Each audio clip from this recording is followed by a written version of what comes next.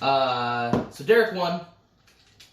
I don't want to say pretty-handedly, because I actually hurt you. Yeah, it's the only game that's... I think it was the first time I've ever actually hurt you. And I think the whole reason I lost it, so... that last turn that I played the Divine Hero, the Divine Archangel, who her whole thing, right, is she comes in, and whenever she's on the board and I draw a hero card, I can immediately play it. But when she's your champion, you can remove divine counters. She has 5 of them, and if you can't remove a divine counter, you win the game. So what I did was I immediately Ancient Serumed, which lets you take any hero on the battle grid and make it your champion, and immediately made her my champion, which was probably the wrong thing to do. I probably should have just put her on the board and then started trying to draw as many cards a turn as I could to just get over there and kill Derek since he only had 1 life. But Divine Tokens are just so good, and I was so greedy, and I really should have been. Well, it would have been an awesome win, too. Like, with exactly 4 cards in deck and 4 tokens left. Exactly! It would have been perfect. It would have been amazing. The fates aligning. Yeah, I had exactly enough cards left in deck to pull it off if I had pulled it off, and I did not. But that's what I get for being greedy. Also, I think Summoning Stones is just the best card in the game. Yeah, I would venture as far as to say Summoning Stones is the best card in the game. Because in that turn, I hit him with a card to kill him, or to take him down to 1 life, and I just played Summoning Stones to play a minion from my deck anywhere on the board, and I just put it right in front of him and hit him 1 more time. It just died. Luckily for me, I had 1 minion left and 1 spell to play him. But, I mean, in any other given situation, you would have minions and you would have done it anyway. But Summoning Stones is busted. Oh, wait, was that the only minion you had left in deck? The only minion. Oh, that's oh my god, that's awesome! That's the reason I grabbed one that made me sack a spell. That's so good. Yeah, I think that card is really, really strong. It makes me so sad that it's relegated just to Majestic. But I think, like, if you compare it to, like, Hero Shield, like, Hero Shield is really, really good. Oh, yeah, no, for sure. Hero Shield's great. It's a relic that then plays a guy right next to it, and then gives it a buff. Yeah. And that's free. So then, by taking that card and saying, okay, now the card that you play goes anywhere on the board, yeah, then using that disparity to say, okay, now it's factioned, I think balances it out, or at least, makes it as fair as Hero Shield. Sure. I really wish it wasn't, because I would love to put it in and scheme some stuff on the Enlightened, but I also am kind of glad that it's not. Well, what's crazy to me is, so we're just playing with, like, the base out-of-box decks, which are great. This game's incredible, and I love it. There's so many lines of play, so many options. It's never just play my big dude swing. It's also really impressive that we are now, or I at least, I'm 10 playthroughs into this game. You're 6 or 7? Something like that, yeah. And it's never like Orange Deck, it's never like Majestic wins every single game, or Enlightened wins every single game. Yeah. And it's never felt incredibly one-sided. There was one game right at the beginning, when we first started playing, where I was using Elixir of Corruption to grab Lucian from his deck.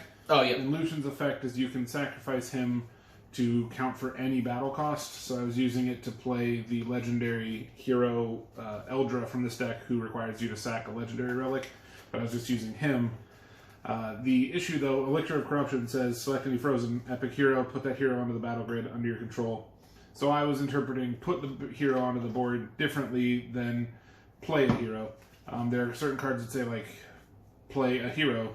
For example, the Divine card in this deck, the Divine Relic Majestic Elixir, its option 2 is play a frozen hero or spell. So I was reading that, and in a lot of games at least, play a card requires you to do what it costs to play the card, but put a card into play just foregoes that and it's just in play. Talking with the developers, that is not the case here, but that's what I was doing at first. And that was busted, because I was just looping him every single turn. I did 3 damage in 2 turns with my 9-cost guy. There's just... we ended the game on turn 3. And it was a mess. There was no coming back from it. But I'm glad it doesn't work that way. I'm glad the card doesn't allow you to do that. I think positively this game, even as just like if you were just to play like a battle box kind of thing, like you just bought it, had it on like your board game shelf as just 2 decks to bust out and play, to never touch and like make a TCG out of, I think this would still be fine. It's still varied enough. There's still enough variety in it that it doesn't feel like the same game every time. I don't feel like just picking one deck means I auto win. But the TCG aspect I'm really, really excited about. We sort of threw together what we think is probably the best deck you can build out of one of these. And it is just absolutely off the wall bonkers. So I think when everyone gets to build like that, I think it's going to be really, really cool. Exactly. It's off the wall bonkers, but it's not like a Magic deck, right? Where you have that deck and you're just like, oh, unless I play my counter, I win. Yeah. Because of the grid and because of the strategy of where you place cards, it almost feels like any deck can beat any other deck. Yeah, well, that and the mastery gameplay mode or whatever with the random hero. Yeah. That's, I mean, you can't. It's like playing Commander in Magic, except you never know what card in your deck is going to be the Commander. Exactly. It's nuts and it's really cool.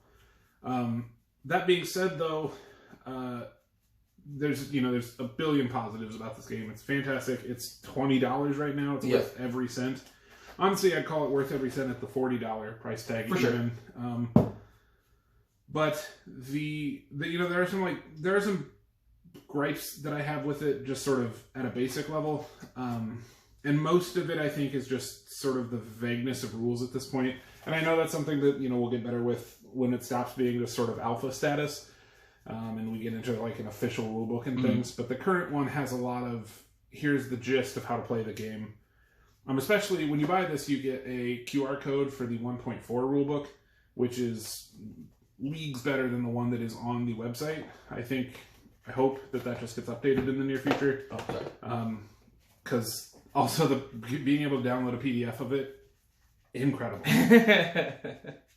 But it's still like here's basically how to play, but it's not how to interact or how to resolve timings or things like that. And I feel certainly annoying. I've messaged the page, the creator, probably like 30 questions, and now I feel like I have a much more confident grasp in it. But even still, 10 games into the game, at the beginning of our video, we were still debating whether or not your Noble would have just instantly died when I gave him -4. Yeah. Because there's no real clarification on like the exact timing of that. Because it does specify that spells are all simultaneous. But if my first one just hits you, do you just die before we get the chance to deal with it? Yeah, exactly. Who knows? And that is justified also by the wording on anti-magic elixir, because if it, if it doesn't happen in sequence, then how are you canceling all the abilities that target it? That is a thing as well. I also just figured out how to win turn 1. Probably. Summoning stones. Second part is continuous. Whenever you shift a minion, search your deck for a minion, place it on the battlefield, on the battle grid, then freeze a card, and you just shifting light. If your perfect hand is 1 summoning stone, 3 shifting lights. So this again is what kind of what I'm talking about with like vagueness, because with shifting stones' second effect, it says place it onto the battle grid specifically.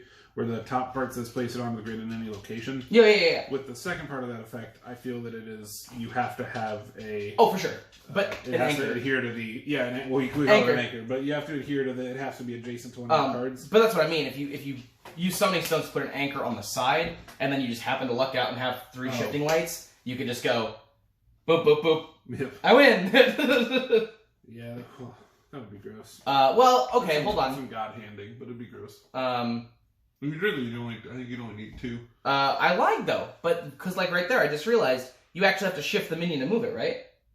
I don't think there's anywhere that you can shift the minion where you can then attack again because of the way the grid's set up. Yeah, well, yeah, and it would die, for attack. Like if you put it here to attack, shifted it away, it's no longer attacking.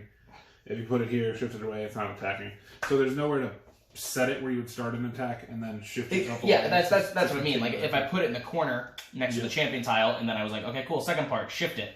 Oh no, I can't. So if I start here and I shift it down, I can attack you once with the guy that I put, but then when I shift again, I can't. So I can still only hit you for 2. Unless I have some other way to cheat another guy. But still, that's 2 card. That's a 2 card combo. That's a 2 damage. A 2 card combo to do 2 damage turn 1. Yeah. Like, I mean, granted you have to draw both, but like, that's you run 3 of this, 3 you run cards. 2 of this. Yeah. Well, not even 3 cards. You just summoning stone a guy, put him in the corner. Yeah. And then shifting. Ooh, actually. Because really, it doesn't matter what hero you put on it. You just have so it's not really a 3 card combo because it's just any fighter. Yeah. A stone to put a guy out to anchor to, and then just shift the cards around. Yeah, that's true. Or not even shift. Really, you don't even need this. Yeah. Although you could to just play another guy, but. If you. Yeah. Oh, actually, no. What you would do? You'd play a guy as your anchor. You would play your hero for the turn. Mm-hmm. It would fight. Hopefully, you would win. Oh, yeah. It would die. And then in just sort of main phase, you would shifting light your minion or hero over, fight it. It dies. Cool. And there's your 2 damage. Yeah, and if you did have full shifting lights, what you could do is you could summoning stones, play here. If you had all 3 of your shifting lights, shifting light down, play your minion there, fight, win, it dies. Yep. Play your hero for turn, fight, win, dies. Other shifting light, play there, and then other shifting light, play there, fight, win, die. Yep. So yeah, you could theoretically turn 1 win. You would use all of the cards in your hand. And you'd have to double build a deck together. You couldn't do it with either of the decks that currently No. But if you're constructing, well, then 2 though. I could have Gaze or something like that. That's true. That might just stop you right on. Absolutely. So it's without factoring in something they could do, it just stops you. But who knows? There might be something else that they could do too. Because I mean, your opponent could just shifting light you back. That's true. And then it's over. So there's ways out of it too, which is really cool. And it's super aggressive. But honestly, I mean, I think the best Summoning Stones play is exactly what you did. Yeah. Where Summoning Stones into my +1 draw tile is just so strong. Yep. It's so strong. Just anchor there and you're set. Yeah, I really like doing that, or using Binding Mask to just like draw a tile. And then it sits here, it's a hardness of 8. Anything that sits next to it immediately comes a 2/2 or a 1/1 even. Yeah. And like, good luck. That's 3 turns of potentially draw 3. Yeah, if I have my own tile. Yeah. I guess it'd be 2 turns of draw 3, because you couldn't get it that turn. But if you Summoning Stones the following turn, then you'd have both. That's true. And that's really good. That's really good. And if you could shift afterwards to get another anchor over by the Binding Mask. Shift. It's strong. Shift, I think, is going to be a thing that will be absolutely huge to like constructed play. Yeah. Just being able to move stuff around on the board. Like, imagine you're playing chess and all of the pieces do things, but none of them can move on their own. Yep. You just get to like plop them on the board, and that's where they have to stay. It's like the ultimate frisbee version of chess. But like being able to just move things around, and that's why we find like the Noble is so good because it has parry. So you just play it into a fight, immediately shift it, and then that can trigger any of your other stuff.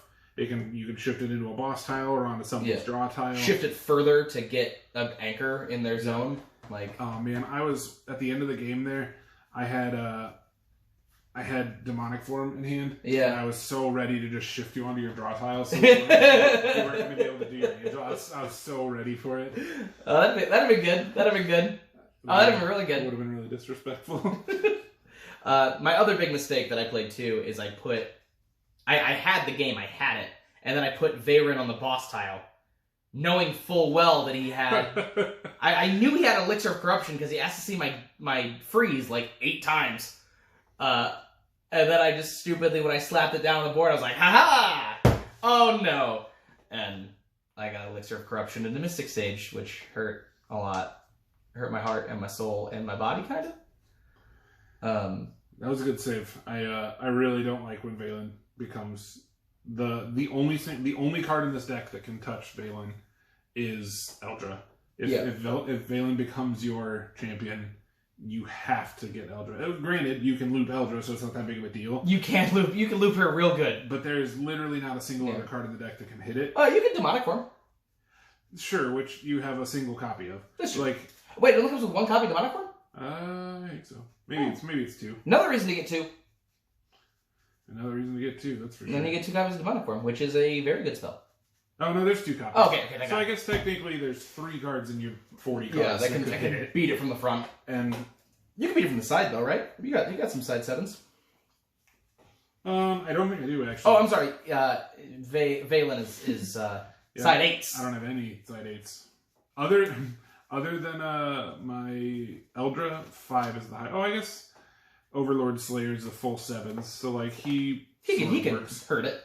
I'm very excited for new sets. I want to see the other factions. Black Shards sound like my everything from their description on the website. So I'm really interested in that. I really like on the website the picture for the card database is a dwarf with like a big like Thor hammer, and there's like a bunch of like fire and lightning. It's really cool, and I'm like all about him. I think that would be a cool faction. That's Black Shard, or is that who knows? Primitive? Oh yeah, I don't know. Who knows? Maybe it's primitive. I'm excited to see what happens. I'm excited to see the prospect of a neutral themed deck. Immortal Blade is a really cool card, and being able to declare neutral, I think, would be amazing. To actually have that many cards would be awesome. I'm excited to see foils. Yep.